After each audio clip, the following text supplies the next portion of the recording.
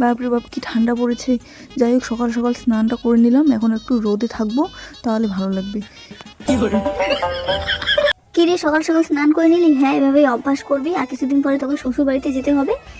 যা এখন গিয়ে রান্না বসা। ধুর, ভালো লাগে না, বিয়ে হওয়ার আগে আমার নাজেহাল অবস্থা হয়ে গেল।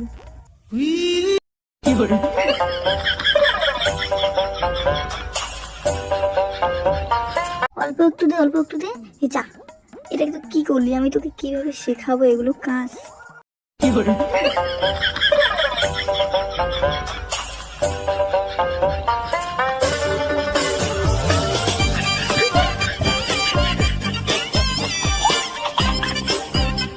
যাই হোক, রান্না করা প্রায় শেষের দিকে। এই সবজিটা হলেই হয়ে যায়, তাহলে আমার ছুটি। তাহলে আমি এখন রেস্ট করব, ঘুমাবো।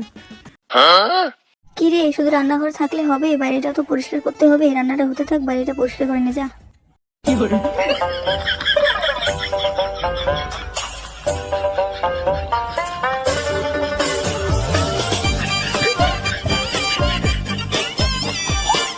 যাই হোক, রান্নাটা হয়ে গেল, বাসলাম, এখন ঘরে যাই রেস্ট করি। রে, বিয়ে হওয়ার পর কি শ্বশুর বাড়ি গিয়ে রান্না করার পর রেস্ট করবি? ঘরটা কে পরিষ্কার করবে? খুব তো বিয়ে করার শখ ছিল, এখন দেখ কেমন লাগে। ধুর, আমি আর পারবো না, ঘরটা তো তুমিই পরিষ্কার করতে পারো। হ্যাঁ হ্যাঁ, তোর শ্বশুর বাড়ি গিয়ে মনে হয় আমি সবকিছু করে দেবো, তোকেই সবকিছু করতে হবে। ঘরটা পরিষ্কার কর।